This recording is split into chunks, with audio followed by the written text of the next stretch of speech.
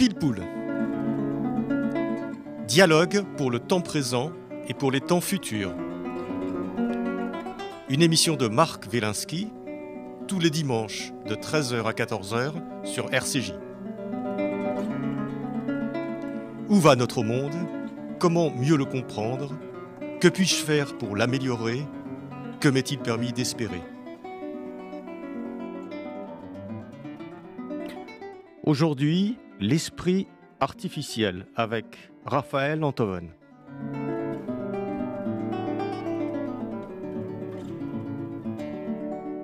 De la science au droit, de la médecine aux questions militaires, l'intelligence artificielle bouleverse tous nos champs de compétences. Tous, non. En philosophie, l'IA ne sert à rien. Le prototype d'agent conversationnel ChatGPT qui peut répondre à toute question, trouver une recette de cuisine à partir du contenu d'un réfrigérateur, rédiger un article ou composer un poème sur le sujet de notre choix, qui puise dans l'intégralité du savoir disponible pour en livrer une synthèse en quelques secondes, se trouve comme une poule devant un couteau quand on lui demande de réfléchir. Bonjour Raphaël Enthoven. Bonjour Marc Wielinski. Raphaël, effectivement, vous vous êtes emparé d'un sujet dont tout le monde parle actuellement, l'intelligence artificielle, dans ce livre L'esprit artificiel, qui vient de paraître aux éditions de l'Observatoire. Alors, vous reconnaissez que l'intelligence artificielle est en train de bouleverser nos vies, notre travail, notre sensibilité aussi peut-être, on en reparlera. Probablement. Mais il reste une espèce de petit village interne qui résistera à l'envahisseur et que l'intelligence artificielle n'arrivera jamais à égaler. C'est notre esprit, notre façon de penser, notre capacité à voir les choses. Oui, il y a de l'inquantifiable en nous. On en reconnaît l'existence d'ailleurs chaque fois qu'on dit qu'il y a des choses qui n'ont pas de prix. C'est-à-dire qu'on ne peut pas compter. L'amour est inquantifiable. Certaines choses sont parfaitement inquantifiables et ce sont les choses qui font le sel de l'existence. La réflexion est inquantifiable. Autrement dit, vous ne pouvez pas, par les moyens considérables de la machine, synthétiser ce genre de choses. Vous ne pouvez pas le synthétiser sans le perdre. Vous ne pouvez pas expliquer les causes d'un amour sans perdre cet amour, sans le diluer immédiatement dans la dissipation des causes qu'on lui trouve. De la même manière, quantité de choses dans l'existence échappe à toute mise en synthèse, à toute mise en diagramme, ou plutôt, tout ce qu'on explique, en réalité, nous n'en disons rien. Il y a dans la vie, ce qui fait la vie, c'est-à-dire ce qui échappe à la numération, ce qui échappe à la comptabilité, ce qui n'a pas de prix, on peut l'appeler comme on veut. Jean Kelevitch appelait ça le je ne sais quoi, moi j'appelle ça l'esprit. Mais il y a là quelque chose qu'aucune machine ne peut synthétiser et qu'il faut renoncer une fois pour toutes à capter par la machine parce que c'est l'enjeu d'une limite essentielle. Alors là, effectivement, et vous rappelez ça de façon très forte, l'intelligence artificielle, ce n'est finalement que de la quantité, ce n'est que de l'information en quantité, en agrégation, aussi performant puisse-t-il être. Prenons par exemple le cas de la mémoire. La mémoire d'une machine, la mémoire d'un ordinateur est une mémoire considérable, mais qui est affaire de classement, de redistribution, et qui correspond à de la matière qu'on a stockée quelque part. Un cerveau de silicium contient des datas, voilà, ces datas sont contenues dans le silicium. Donc la mémoire d'une machine est une mémoire à la fois totale et une mémoire redistributive. La mémoire individuelle, la mémoire humaine n'est pas une mémoire totale. Par exemple, si vous êtes comédien et que vous voulez vous représenter toute la pièce que vous avez à jouer, vous ne pourrez pas le faire d'un coup. En revanche, à mesure que vous jouerez, votre mémoire va faire jaillir le souvenir opportun. La mémoire humaine n'est pas une mémoire totale, n'est pas une affaire de stock, c'est une capacité, c'est une résurrection opportune. La mémoire humaine est une conservation sans conservatoire. Nous n'avons pas de conservatoire pour nos souvenirs. Ils ne sont pas stockés quelque part. Seulement, ils rejaillissent au bon moment.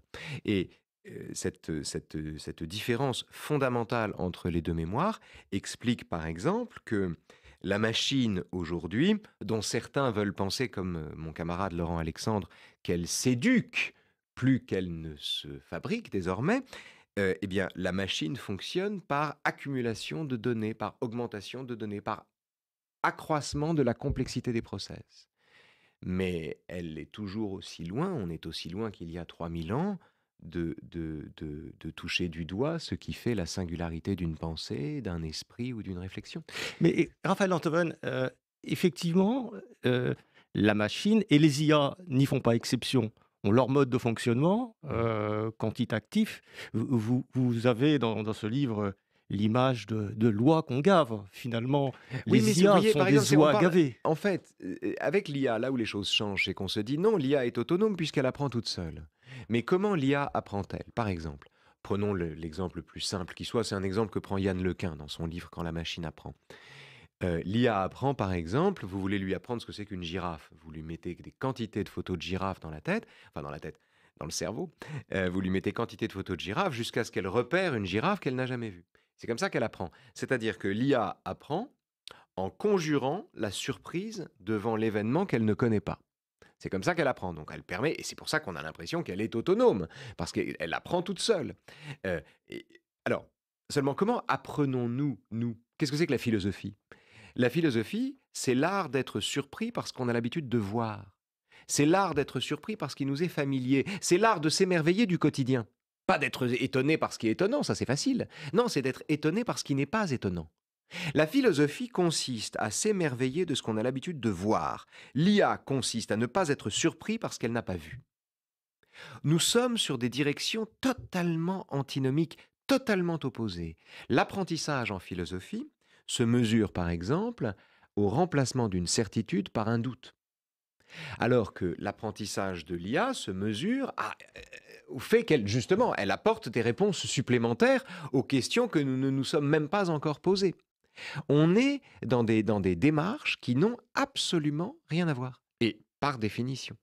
Et alors, vous parliez de l'image de la girafe tout à l'heure, et ça, on le voit bien, on peut le toucher du doigt de façon concrète, et vous le dites d'ailleurs, c'est que pour une machine d'intelligence artificielle, il faut des milliers et des milliers de photos d'une IA, alors qu'un enfant de 3 ans voit 3 photos d'une girafe et saura la reconnaître à coup sûr. C'est vrai, c'est vrai. Cela dit, c'est exact. Ça va plus vite pour un enfant que pour une IA. Ou plutôt, ça va plus vite. On a besoin de moins de matière, euh, bien sûr.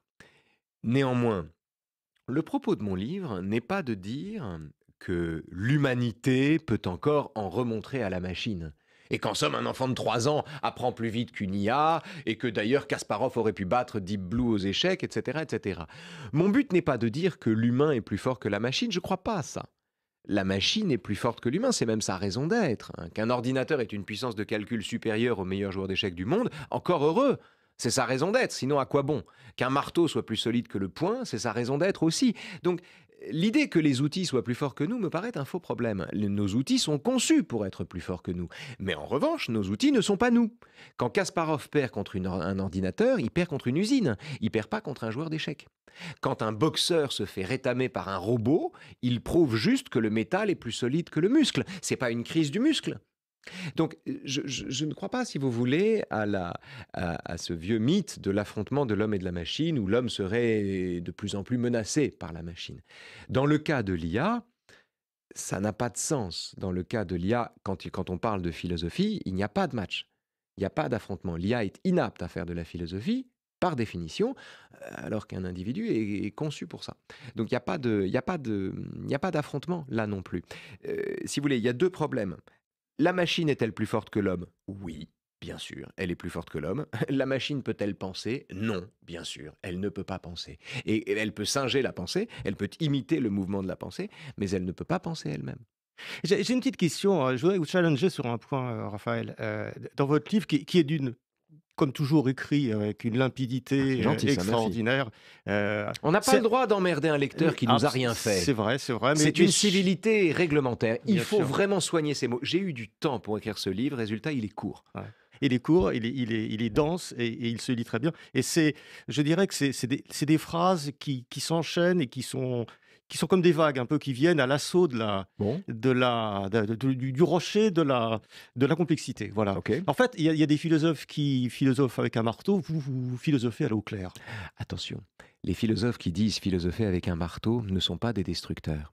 Nietzsche dit on ne philosophe bien qu'à coups de marteau, mais le marteau dont il parlait, c'était pas le marteau qui cassait les idoles, pas seulement, c'était aussi le marteau du médecin Et qui du prend joaillier. votre pouls, et c'est le marteau de celui qui accorde les pianos. C'est le marteau du piano. Autrement dit, c'est un marteau musical. Philosopher à coups de marteau, ça ne veut pas dire qu'on veut tout détruire, hein. Non, pardon, je Ouais, dis oui, ça, c'est une précision, mais ça mérite d'être rappelé. Les gens en général disent oui, Nietzsche philosophe à coups de marteau, donc il veut tout casser. ouais. Non, alors revenons Revenons à revenons l'IA. à l'IA. Oui, Vous dites effectivement, l'IA ne pensera jamais comme un homme, ne sera jamais philosophe, n'aura jamais cette sensibilité. oui, Mais est-ce que c'est ça le problème finalement? Parce que l'IA peut rester l'IA, c'est-à-dire une machine, et quand même avec une interconnexion de plus en plus importante, avec un remplacement de plus en plus important des fonctions, des activités des humains, devenir quelque chose qui lui est mais peut-être non tout pas à fait. supérieur, mais au moins qui en est une contrainte et qui de plus en plus va modeler sa vie, Mais sa sensibilité. bien sûr, la machine ne peut pas devenir humaine. Et nous devons renoncer, enfin renoncer. C'est un vieux mythe, l'idée que la machine devienne humaine, qui remonte à Pygmalion jusqu'à l'IA. On en est aussi loin qu'à l'époque de l'Antiquité grecque, et on continue d'y croire. La machine ne deviendra jamais humaine, sous peine de cesser d'être une machine. Mais il n'est pas du tout impossible que l'humain devienne machine. Le premier à avoir montré ça, ou l'une des meilleures illustrations qu'on puisse en avoir, et elle parlera à nos auditeurs bien sûr, c'est les temps modernes. C'est, souvenez-vous de Charlot, enfin l'ouvrier, qui quitte la chaîne de montage et qui continue de visser des boulons imaginaires. Parce que les spasmes de son corps ont enregistré les mouvements de la machine. Il s'est robotisé, il s'est machinisé. C'est pour ça que ce film est un chef-d'œuvre, entre autres, parce que c'est un film qui nous montre le péril véritable qu'il y a pour l'humanité de l'homme face à la machine dans un système fordiste. Mais donc, j'insiste là-dessus, la machine ne deviendra jamais humaine, mais il n'est pas impossible que l'humain devienne machine. On peut raisonner comme des cons, on peut raisonner comme des automates, on peut se conduire comme des automates. Les foules, par exemple, sont pavloviennes et ne réfléchissent pas, sont inaptes à la réflexion comme à la nuance. Vous mettez des milliers de gens intelligents au même endroit, ils deviennent collectivement stupides. Euh, il y a plein de modalités pour l'humain d'involuer en machine ou en mécanique sotte. En revanche, alors, par exemple, prenons un exemple moins grave que ça, nos iPhones ou nos smartphones. On peut passer nos vies à les regarder. Ils peuvent nous manger la vie, mais ça ne veut pas dire qu'ils soient vivants. Ce qui est intéressant, c'est le désir qu'on a de penser que nos objets sont vivants puisqu'ils nous mangent la vie. On a envie de penser qu'on se fait bouffer par des objets qui, comme des petites bêtes, viendraient ronger nos cerveaux délibérément. On leur prête la vie parce qu'ils nous mangent la vie, mais en réalité, on fuit notre responsabilité dans l'asservissement auquel on se livre. Chacun est libre de ne pas regarder son smartphone, et son smartphone se fout énormément qu'on l'aime autant. C'est pas son problème. La machine n'est pas vivante. On hallucine que la machine est vivante parce que ça nous permet de dire qu'on a été vaincu par plus fort que nous. Ouais. Et puis oui, ça permet de réparer un peu cette blessure narcissique Bah, c'est une qui blessure narcissique. Dans l'asservissement auquel nous nous livrons, il ne faut pas oublier que nous sommes seuls responsables. Alors, vous le dites bien dans ce livre, enfin, vous montrez bien dans ce livre, hein, Raphaël Enthoven, L'esprit artificiel, donc édition de l'Observatoire, je l'ai dit, hein, que c'est un vieux mythe. Alors, vous avez Ouais. parlé de Pygmalion, vous parlez du golem, vous parlez jusqu'à 2001, l'Odyssée de l'espace. C'est un très vieux mythe. Et d'où est-ce que ça vient? D'où est-ce que Mais ça c'est ça sort? qui est très Pourquoi ce intéressant. besoin de se dire que, d'une certaine façon, on va être dominé par notre Il créature? faut d'abord observer qu'effectivement, c'est un mythe très ancien. C'est une des dystopies les plus usées par l'histoire de l'humanité. Sous toutes les latitudes, nous avons toujours fait le rêve, ou le cauchemar, que nos créations deviennent des créatures. Pygmalion rêve que sa statue devienne vivante. Idem pour le golem. Idem pour Terminator, Frankenstein, les droïdes dans Star Wars, Pinocchio. Pinocchio, comment faire de la vie avec du bois. L'IA, bien sûr. Et Ce qui est extraordinaire, c'est que chaque fois que nous faisons ce rêve, le rêve que nos créations deviennent des créatures, nous nous le représentons comme un danger ou comme une catastrophe imminente, comme quelque chose qui va arriver là. On en est aussi loin qu'à l'époque de Pygmalion. La fabrication de toute pièce d'une conscience autonome est aussi improbable que de faire du feu avec de l'eau ou de faire de la vie avec du scotch. C'est pas comme ça que ça marche. On cherche au mauvais endroit. On en est aussi loin. Seulement, vous savez, c'est comme ces escaliers paradoxaux des chairs, où vous avez le sentiment de monter alors qu'en réalité vous êtes constamment au même étage.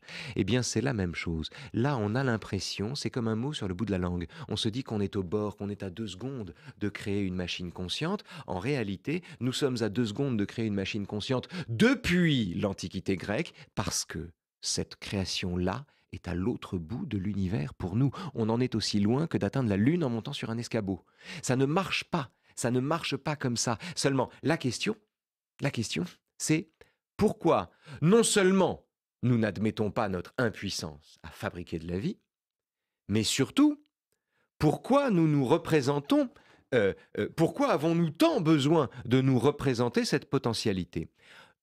À cela, il y a 2 réponses, je crois. La première, c'est qu'encore une fois, on n'a pas envie de penser que les objets ne sont pas vivants dans la mesure où nous nous livrons à eux en permanence et qu'on n'aime pas être vaincu par quelque chose d'inanimé, c'est pas acceptable. Et la deuxième raison, c'est qu'on se prend pour Dieu. C'est la seule instance qui ait donné le jour à des créatures qui lui disent merde, Dieu. Et la seule instance qui ait donné le jour dont les créations sont des créatures et finissent par lui tourner le dos, c'est Dieu. Nous nous prenons pour Dieu, nous jouons à Dieu, c'est une éternelle partie. Or, n'est pas Dieu qui veut. Nous ne sommes pas en mesure de donner le jour à de la conscience avec des outils. Ça, c'est pas possible. Alors, bien sûr, Raphaël Antoven, l'IA n'aura jamais notre conscience. Par contre, vous avez dit tout à l'heure que l'IA pouvait faire des choses beaucoup mieux que nous. Est-ce que vous pouvez pas, alors on déborde un petit peu de votre livre, mais Mhm. on est quand même dedans de façon importante, est-ce que finalement l'IA qui fera mieux que nous, peut-être l'exercice de la médecine, qui fera mieux le droit, parce qu'elle aura accumulé toute la jurisprudence et qu'elle pourra le ressortir d'un seul coup, etc. Et peut-être qu'elle gérera mieux le monde que nous, parce Je ne crois qu'elle est pas. de façon peut-être plus rationnelle à sa manière, Alors, sans le bien penser. sûr, on fait le rêve d'un monde géré par l'IA. Moi, je ne crois pas. Les 2 exemples que vous prenez sont très intéressants, la médecine et le droit. Dans le cas du droit, par exemple, qu'est-ce que c'est que l'IA? C'est la fin des stagiaires, en fait. C'est la fin de tous les tâcherons qu'on envoie compiler des arrêts en permanence, etc., parce qu'on ne sait pas quoi leur faire faire. C'est la fin de ça, puisqu'elle fait ça en 40 secondes et qu'on a. Bon, donc c'est la fin des stagiaires, ou alors c'est le début d'un stage intéressant en droit, ça peut arriver aussi. Euh, mais, mais, l'examen de toutes les jurisprudences, l'examen de tous les cas, n'épuise pas la qualité d'une plaidoirie ou le monologue ou le colloque d'un avocat et de son client. Euh, En aucune manière. En aucune manière. J'écoute en ce moment beaucoup les discours de Robert Badinter, un peu comme tout le monde. Et quand on pense à la discussion que Robert Badinter a dû avoir avec Patrick Henry, un assassin d'enfants, dont il espérait sauver la vie en le faisant échapper à la peine de mort, euh, quelle IA peut se substituer à un colloque de cette nature? Quant à la médecine, c'est encore mieux. Évidemment, les outils prédictifs dont on dispose aujourd'hui sont fabuleux, en termes de qualité, de prédiction des cancers notamment, de soins, d'administration des soins, Diagnostic aussi. de diagnostic. C'est merveilleux les progrès que nous faisons. Mais ces progrès-là n'épuisent pas la relation singulière d'un malade à son médecin. Georges Canguilhem, philosophe de la médecine, a dit « Il n'est de maladie que l'expérience vécue par le malade ». Et nous ne pouvons pas faire l'économie de l'expérience vécue par le malade, c'est-à-dire de la singularité de la maladie. Et j'insiste sur ce mot de singularité. Parce que l'université de la singularité, c'est l'université qui prétend donner le jour à une IA consciente d'elle-même. Oui, ils ont raison d'employer ce mot, parce que c'est le propre de la vie, la singularité. Et singulier, si on écoute ce mot, ce qui est à la fois unique et étrange. Et en réalité, c'est la qualité de tous les phénomènes. C'est la qualité de tout phénomène. Et c'est exactement la singularité. La singularité, c'est à cela qu'on fait appel dans le colloque singulier d'un médecin avec tel malade. Ou bien dans telle décision appuyée sur telle quantité d'arrêts en droit. Vivre, c'est faire l'expérience du singulier, c'est-à-dire de ce qui n'est pas réductible à un cas particulier, de ce qui excède le cas particulier, de ce qui porte en lui sa propre norme. Le meilleur exemple qu'on puisse en donner, c'est l'expérience de la beauté. Si vous regardez un coucher de soleil, vous allez dire c'est beau. Vous n'allez pas dire je trouve ça beau. Vous allez dire c'est beau. C'est-à-dire que vous allez vous représenter votre émotion comme universelle au moment où vous l'éprouverez. Et pourtant, vous n'allez pas imposer votre goût à quelqu'un d'autre. Vous allez éprouver une émotion à la fois singulière, qui ne correspond à aucune science, qui ne correspond à aucune déduction, et qui pourtant vous paraît incontestable au point que vous dites non pas je trouve ça beau, mais c'est beau. Eh bien, ce miracle d'une émotion qui ne correspond à aucune science et qui plaît universellement sans concept, c'est la quintessence de ce à quoi l'IA n'a pas accès. Vous pouvez montrer des millions de photos de couchers de soleil à l'IA de manière à ce qu'elle réagisse en disant c'est beau devant un coucher de soleil. Mais elle aura déduit de tous les couchers de soleil qu'elle connaît le fait que celui-là est beau. Quand on dit c'est beau, on ne déduit rien. Mais Raphaël Enthoven, s'il n'y a pas de risque de remplacement Oui. de l'homme, de sa façon de fonctionner, de son esthétique, de sa pensée par l'IA, pas de risque de remplacement, peut-être un risque de débordement. Parce que vous dites vous-même, plus de stagiaires, etc., enfin, que l'IA va quand même remplacer, va quand même se substituer à un certain nombre de tâches qui ne sont pas forcément les plus intelligentes, mais enfin, ou qui peuvent être très intelligentes d'ailleurs. Heu, En termes de musique, l'IA fait de la production musicale tout à fait correcte. Elle vous fait une sonate de Mozart, qui sonne comme du Mozart, même si ce n'est pas c'est quand même alors oui, mais il y a des contextes. Par exemple, quand vous faites une musique de film au kilomètre ou une musique d'ameublement, comme le disait Eric Satie, l'IA peut très bien se substituer aux musiciens. Donc, risque de débordement dans l'activité, dans les non, métiers. l'IA ne se substitue qu'à ce que nous faisons de plus médiocre. Quand l'IA essaie de compléter une sonate de Beethoven, le résultat est désastreux. Mais quand l'IA produit de la musique au kilomètre, de la musique d'ascenseur, ça, elle peut le faire. S'il s'agit de produire des séries médiocres au kilomètre, l'IA pourra le faire également. C'est-à-dire que ce qui est menacé... Tout autant que l'humain. L'humain peut produire L'humain des peut le séries faire, médiocres au kilomètre aussi. il le fera probablement moins vite. C'est-à-dire que tout ce qui est menacé, c'est ce que nous formatons. Ce qui est menacé, c'est ce qui est prévisible. Ce qui est menacé, c'est ce qui, d'une certaine manière, est déjà écrit. C'est la ressucée de ce qui est déjà écrit. Voilà, ça c'est menacé. Donc c'est un bouleversement, c'est un appel à l'excellence, c'est un rappel à la singularité, c'est un rappel à l'irréductibilité de l'acte créatif, c'est une invitation à construire sa vie autrement qu'en compilant des fiches, bien sûr. Mais, vous savez, il y a une très belle nouvelle de Stefan Zweig qui s'appelle Le bouquiniste Mendel. Et c'est une nouvelle dans laquelle Zweig raconte que le bouquiniste Mendel est celui qui donnait aux étudiants viennois, je crois, toujours l'information précise, l'information dont ils avaient besoin. Les thésards venaient chercher la thèse sur tel sujet, etc. Et il avait toujours le texte exact et la référence exacte. La mémoire du bouquiniste Mendel était prodigieuse. Et le bouquiniste Mendel a été remplacé par les fiches. Il a disparu, il a mis la clé sous la porte et c'était terminé. Mais aucune fiche n'a la qualité de conseil du bouquiniste Mendel. C'est ça qui est irréductible. Donc la question n'est pas de savoir si l'homme va l'emporter sur la machine, la question est de savoir quelle place nous faisons à la singularité de l'évaluation humaine dans un monde dominé par les machines. Et ça, pour le coup, c'est un choix qui ne tient qu'à nous. Choisissons-nous de nous satisfaire des conseils de la machine, ou bien ajoutons-nous aux conseils de la machine ce supplément d'âme irréductible qui s'appelle l'humanité ou qui s'appelle l'esprit. Mais ça, ce sont des grandes décisions collectives. Je ne sais pas ce que ça va devenir. Il y a une expérience extrêmement intéressante dans ce livre, L'esprit artificiel, Raphaël Enthoven, qui est peut-être à l'origine du livre, je crois que vous le dites à un moment, qui est que l'année dernière, vous avez passé le bac et vous avez fait une compétition, une battle, comme on peut dire dans la théorie des jeux, contre ChatGPT, formé, coaché par des philosophes, enfin des gens quand même qui lui ont Oui, dit ils ont votre... entraîné la machine pendant une semaine Voilà. pour trouver Et vous avez donc fait tous les deux parallèlement l'exercice de la dissertation. du baccalauréat Oui, de philosophie. C'est-à-dire qu'en fait, ils avaient entraîné la machine. On a entraîné la machine pendant une semaine. Donc 3 ingénieurs assistés d'un prof de philo ont travaillé dessus pendant une semaine pour lui fabriquer le prompt le plus précis possible. Donc la série des instructions qu'on adresse à la machine en amont de la tâche à accomplir. Et donc ils ont travaillé pendant toute une semaine, et le sujet du bac: «Le bonheur est-il affaire de raison?» Qu'a fait la machine? Elle est allée prélever toutes les théories du bonheur dont elle disposait, c'est-à-dire la totalité des théories du bonheur qu'elle a synthétisées, qu'elle a résumées, qu'elle a rangées dans des tiroirs indifférents. Elle en a fait 3 parties qu'elle aurait pu mettre dans un autre ordre. Ça n'avait aucune valeur et le résultat était nul. Nul. Ah, le résultat était, comment dire? D'une 11 sur certaine 20, je crois manière, qu'elle a eu la oui, elle a machine. eu 11 sur Ce 20. qui Elle est ce qui est elle aurait pas dû avoir la moyenne, en fait, parce ouais. que, elle aurait pas dû avoir la moyenne parce qu'il y avait pas de problématique. C'est-à-dire qu'il manquait à la dissertation de la machine ce pas de côté extraordinaire et pourtant c'est tellement simple et qu'on apprend en septembre de l'année de terminale, qui s'appelle trouver une problématique. Par exemple, sur un sujet comme le bonheur est-il affaire de raison? Vous devez, pour trouver la problématique, montrer ce qu'il y a de problématique dans le sujet lui-même. Et pour montrer ce qu'il y a de problématique, la tension interne, il faut analyser les termes. Or, ça va pas très loin ici. Il suffit de constater que le bonheur est un sentiment pour s'apercevoir qu'il y a une tension entre un sentiment et la raison. Comment un sentiment peut-il être l'affaire de la raison?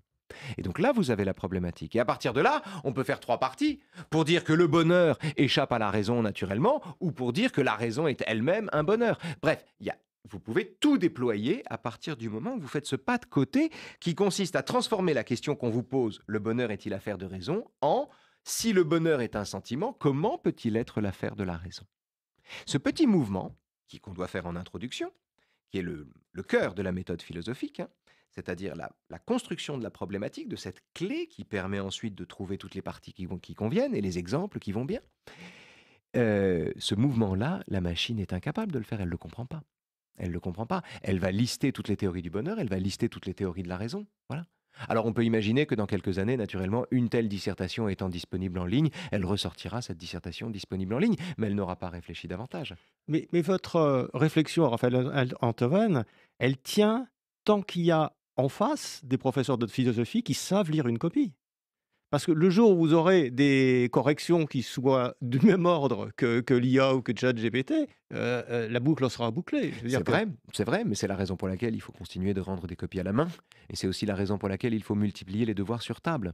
Ça me paraît très important. Il n'y a plus aucun sens à demander aux élèves de travailler chez eux. Ça n'a plus de sens. Il faut leur demander avec de les lire. outils, Avec des oui, outils, c'est ouais. absurde. Il faut leur demander de lire. C'est fini les dissertes qu'on faisait à la main chez soi, en allant compiler les livres, etc., comme je faisais. C'est terminé ça. C'est terminé. Tout est disponible. Donc, c'est sur table que les élèves doivent s'évaluer. Et l'évaluation qui se fait sur table est une évaluation qui impose à l'élève de mobiliser sa mémoire dans un temps précis, dans un temps étroit. C'est là-dessus qu'il faut désormais évaluer les élèves. Donc, il y a des vertus, si vous voulez, à l'IA en matière d'éducation, puisque c'est comme Internet avec les artistes. Ils sont obligés de retourner sur scène. Là, c'est pareil. Les élèves vont être obligés de plancher de nouveau, en fait. Loin de l'IA, avec un stylo et une feuille. Mais l'expérience qu'on fait quand même actuellement de ChatGPT, par exemple, est quand même en général décevante. C'est-à-dire que, bon, il va chercher un certain nombre de choses, il sort un discours convenu, un peu woke, enfin ce qu'il faut, de la bienséance. Et effectivement, il ne sort pas de problématique et il ne sort pas quelque chose qui suscite, vous disiez le nom tout à l'heure, qui suscite l'admiration ou l'étonnement. Ça Il est ne jamais étonnant, en fait. Il ne peut pas l'être. Il ne peut pas l'être, par définition, parce que ça n'est pas le fait de dire quelque chose d'inattendu qui rend la chose étonnante. L'étonnement dépend du regard et non pas de l'événement. Ça n'est pas l'événement lui-même qui est étonnant, c'est la qualité du regard qu'on pose sur lui. C'est le regard de l'enfant, par exemple, la sagesse de l'enfant qui s'étonne de ce dont les adultes ne s'étonnent plus. L'étonnement est une qualité du regard. Donc la notion même d'étonnement est totalement étrangère à la machine.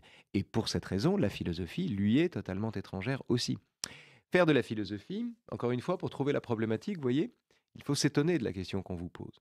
Au lieu de raisonner, c'est le conseil d'ailleurs qu'un prof donne à son élève toujours. Il lui dit, au lieu, devant un sujet, de vous demander tout de suite ce que vous savez sur cette question, questionnez la question elle-même. Oubliez le savoir que vous croyez avoir, qui de toute façon est un savoir de seconde ou de troisième main. Donc oubliez ça pour l'instant. Concentrez-vous sur le sujet lui-même, questionnez la question elle-même. Faites apparaître ce qui coince dans le sujet. Et là, vous aurez une bonne copie de philo. Parce que c'est le point de départ, c'est la condition de la moyenne, c'est la condition de la dissertation et c'est la condition d'un plan dont la première partie est inévitablement avant la deuxième.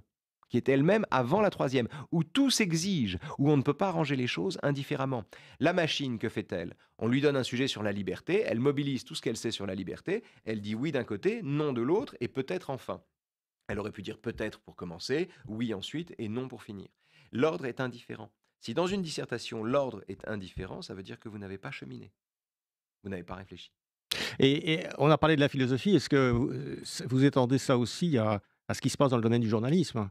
Où effectivement, là, vous avez peut-être un besoin qui est plus de mise en forme d'une information à partir d'une dépêche de l'AFP et là, vous avez une mise en forme que l'IA peut parfaitement faire, hein. Oui, mais voyez, là encore aussi, quand je pense à certaines dépêches de l'AFP depuis le 7 octobre, je me dis qu'il y a des humains derrière et que c'est pas de l'IA. C'est-à-dire que même l'AFP, depuis le 7 octobre, pardon de parler du 7 octobre, mais ça me frappe, depuis le 7 octobre, nous, nous sommes obligés de constater parfois la partialité terrible d'institutions prétendument impartiales, l'ONU ou l'AFP par exemple. Certains tweets de l'AFP, moi, m'ont glacé le sang, précisément parce que il y a de l'opinion derrière, il y a de l'humanité derrière. Ça n'est pas une information objective. Donc il n'y a pas d'information ça n'a brute pas de de toute joie. façon. De toute façon, il n'y a pas d'information objective, mais la qualité d'un journal, c'est en général de revendiquer sa subjectivité et de tenter autant que possible de toucher du doigt quelque chose qui relève de la vérité, malgré le chemin subjectif que l'on emprunte. Dire la vérité telle que nous la voyons. Mais le problème, c'est pas que la vérité, soit subjective, interprétée et cetera, c'est qu'on la pense ou qu'on le reçoive comme un fait brut et objectif, de l'autre côté. C'est qu'elle soit reçue sans être discutée. Voilà. C'est qu'elle soit reçue de façon hétéronome. C'est qu'elle soit reçue sans plus de précision que cela, sans plus d'attention que cela. Si on reste sur la question du 7 octobre, par exemple, c'est le fait de recevoir les informations qu'on entend sans chercher soi-même à parfaire la connaissance de la situation. Quand j'entends à la radio, par exemple, qu'Israël reproche à l'UNRWA d'avoir envoyé 12 de ses salariés parmi les assassins du 7 octobre, alors c'est vrai, mais ça n'est qu'un tout petit bout de l'iceberg. L'UNRWA est une organisation terroriste qui, depuis 70 ans, éduque à la haine toute une population et qui le fait de toute façon et qui planque des roquettes du Hamas et des data centers. Donc ça n'a rien à voir avec la participation de 12 personnes. C'est beaucoup plus grave que ça. Quand vous avez accès uniquement à la pointe émergée de l'iceberg, vous pouvez vous en satisfaire. Ou vous pouvez aussi choisir de ne pas le faire et d'aller plus loin. Mais là encore, c'est une décision qui va au-delà de... On est très loin de la question de l'IA pour le coup. Aucune importance. Non, mais le traitement de l'information depuis le 7 octobre, la volonté de déni qui est à l'œuvre depuis le 7 octobre, par exemple, la capacité qu'ont certaines personnes... quand on leur montre les atrocités du Hamas, à sortir en disant « et alors, et Gaza ?» Exactement comme des gens qui auraient visité les camps de la mort en 1945 seraient sortis en disant « et Dresde ?» Vous voyez, bon, on n'est pas dans l'IA là. C'est pas, la question n'est plus celle de l'IA, si vous voulez. La question est celle de la mauvaise foi, tout simplement. Oui, mais alors justement, est-ce que l'IA n'a quand même pas ce privilège, cet avantage de nous questionner de façon urgente et peut-être tragique d'ailleurs, sur ce qu'est l'esprit? Est-ce qu'elle nous renvoie pas en miroir cette vieille question et là, on est sommé d'une certaine façon d'y répondre pour les années qui Eh viennent? bien, les outils dont je me suis servi pour écrire le livre sur l'IA sont des outils qui en eux-mêmes relèvent de la tradition du spiritualisme français. C'est-à-dire d'une tradition que moi je fais commencer à Pascal et qui culmine avec Bergson, Jean Kelevitch, Puis les maîtres de Bergson, Gerfagnon, ouais. Ravesson, Ouais. Jean Kelevitch, Gerfagnon et Clément Rosset. La belle tradition du spiritualisme français. Qu'est-ce que c'est? C'est le corps de doctrine qui repose sur l'idée que quand on aime, on ne compte pas. Ou plus exactement, qu'il y a de l'inquantifiable dans la vie. Et que l'inquantifiable est exactement ce qui fait de la vie, ce qui donne à la vie tout son prix. Et qu'on le retrouve en toutes circonstances et en tout lieu. Et que le principe de création, comme le principe d'amour, comme la façon de se mouvoir dans l'existence, relève déjoue toute forme de prédiction. C'est le spiritualisme français qui travaille et qui réfléchit de cette façon-là. Moi, c'est cette tradition-là que j'ai mobilisée pour écrire ce livre. Mais ce sont des problématiques qui ont 100 ans, 150 ans parfois, même un peu plus. Si on remonte à Pascal, Oui, mais l'urgence, c'est le XVIIe siècle. Non, mais ce que je veux dire, c'est que nous avons les outils, depuis toujours, pour penser la singularité humaine face à l'émergence de l'IA. Il suffit pour cela de comprendre que le cœur humain a ses raisons que la raison ne connaît pas. Et donc nous avons ces outils. Et ce qui est beau, c'est qu'avec un janséniste du XVIIe siècle qui écrit les pensées dans une perspective apologétique, eh bien nous avons les outils pour devancer le sentiment que l'IA va nous dévorer la conscience. Hmm. C'est tout l'intérêt de la philosophie, si vous voulez.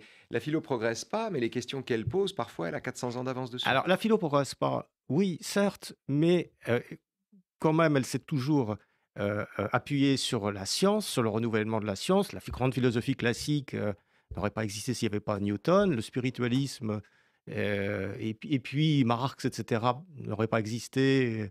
Bergson, s'il n'y avait pas eu Darwin. Enfin, quelque part, la science, elle, euh, nous amène à voir le monde quand même de façon de plus en plus précise. Je crois pas. La science progresse, ça c'est sûr. On a fait des progrès en biologie, en astronomie, en physique, en mathématiques, depuis Galilée, Kepler, Newton, bien sûr. La science progresse, et même à vitesse grand V. Mais la philosophie ne progresse pas, au sens où nous n'avons pas fait de progrès en philosophie depuis Platon. Moi, dans le livre que vous citez, dans l'Esprit artificiel, je me sers longuement du Ménon de Platon comme du modèle d'une pédagogie réussie, c'est-à-dire de l'intransmissible transmission. Ce que la transmission a d'intransmissible. Le modèle socratique, la façon qu'il a de discuter avec Ménon et de l'aider à comprendre qu'en réalité il ne sait rien et donc de l'emmener sur le chemin d'un savoir consistant, j'oppose cette figure-là à toute pédagogie par l'IA et à toute capacité pour l'IA justement de nous servir de pédagogue. La figure du pédagogue, c'est Socrate, elle a 2500 ans.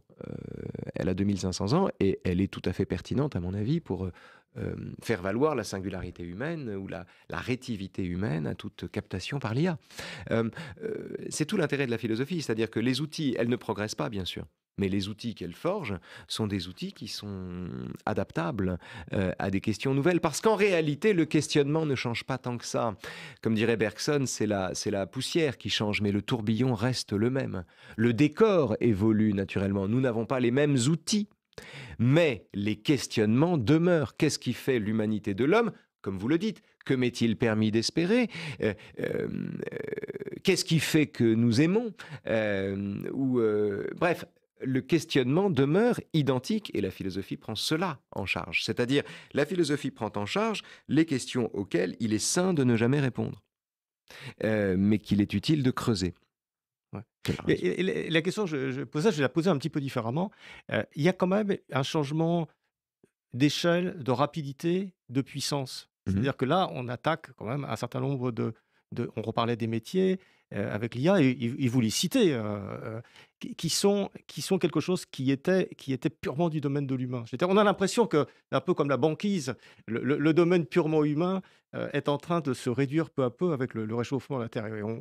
Est-ce que là, il n'y a pas justement quelque chose à réfléchir de façon urgente et de façon peut-être plus violente, plus... Je crois que ce qui de nous... Parce que, pour finir, Leibniz ou Descartes n'étaient pas assiégés par la technologie comme nous le sommes. Il l'était tout autant. Leibniz considérait que le temps et l'espace étaient des perceptions confuses. Il voyait le monde entier comme une grande machine, comme une machine divine. Il ne voyait que cela, justement. Il ne voyait que cela et il se demandait dans quelle mesure les machines humaines pouvaient être comparées aux machines divines. Et Descartes, n'en parlons pas. Non,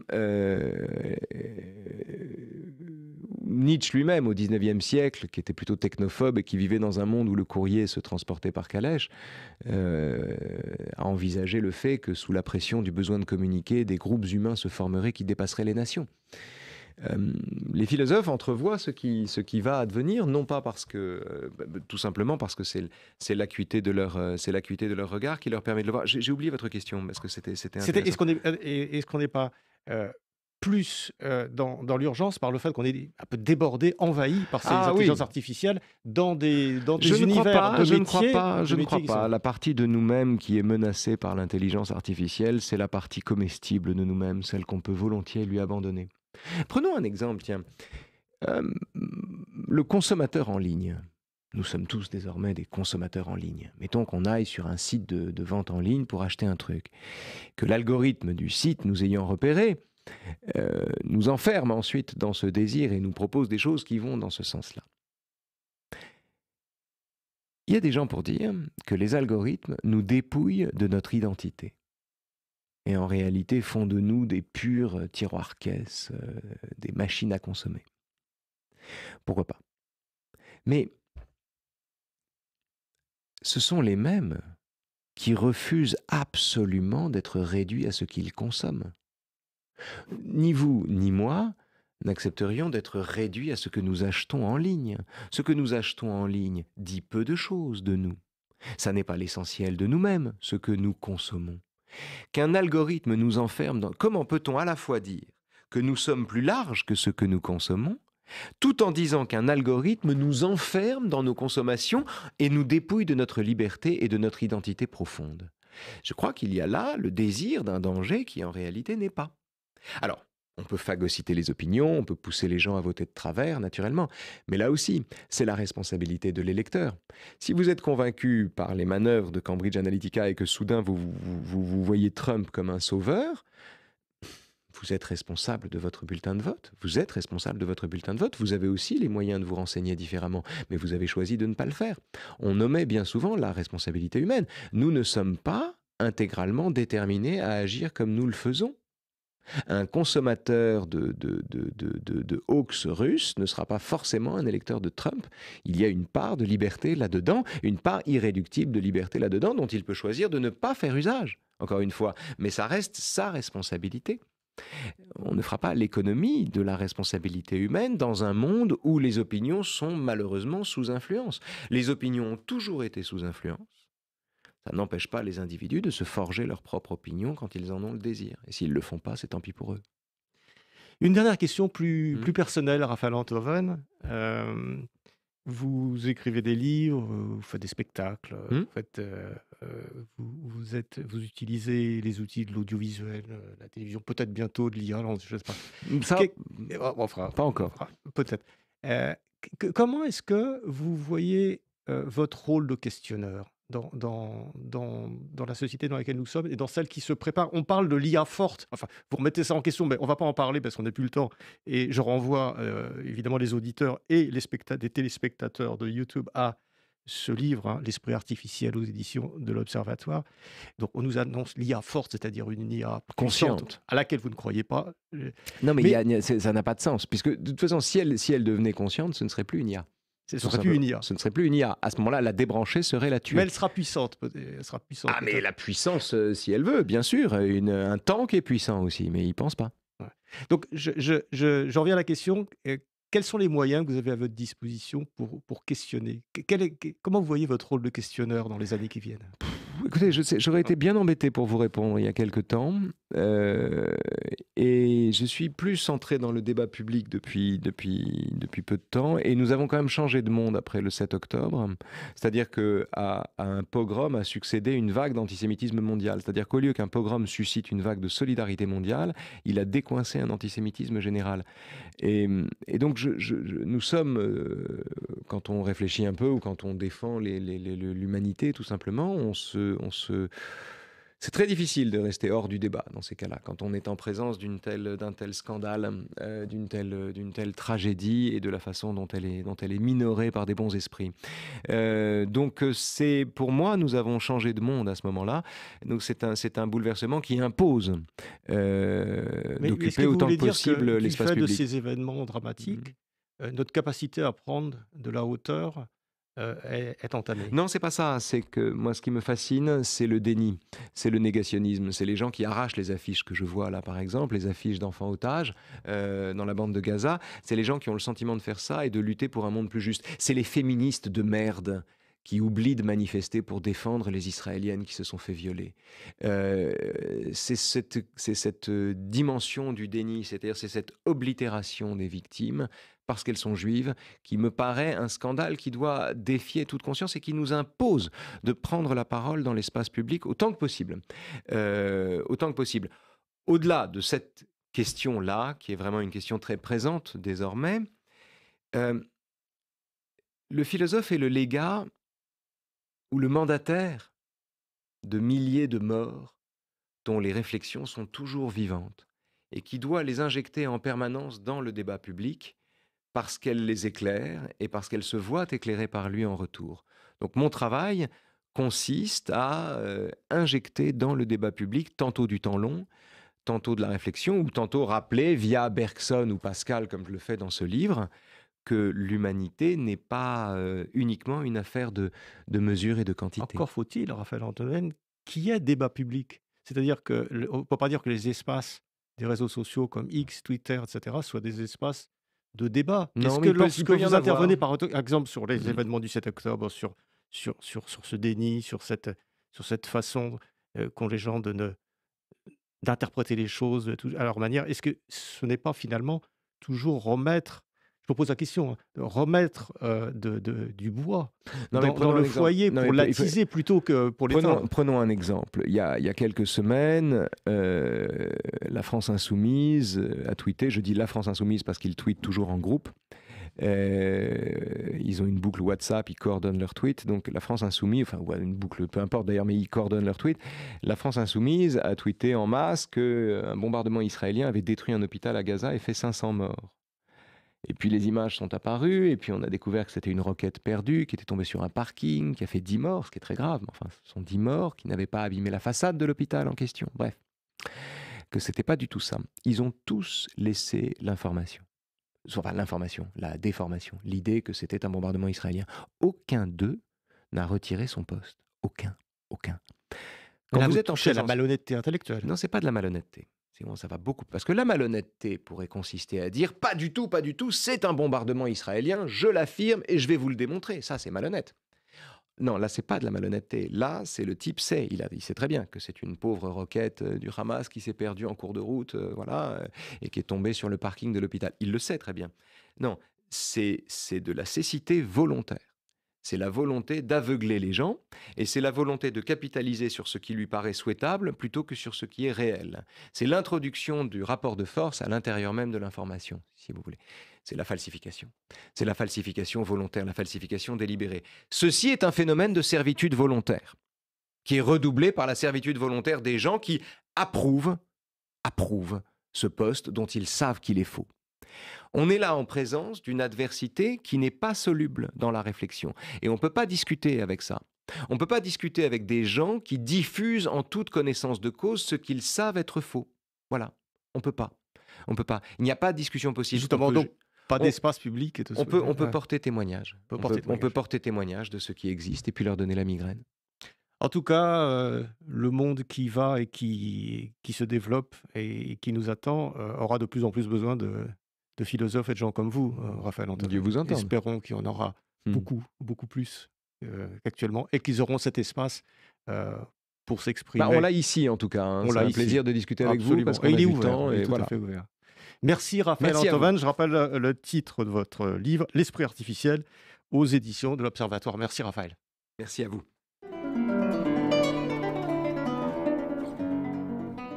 C'était Pile Poule, une émission de Marc Wielinski, que vous pouvez retrouver en podcast sur le site de Radio RCJ et sur les différentes plateformes, ainsi que sur YouTube.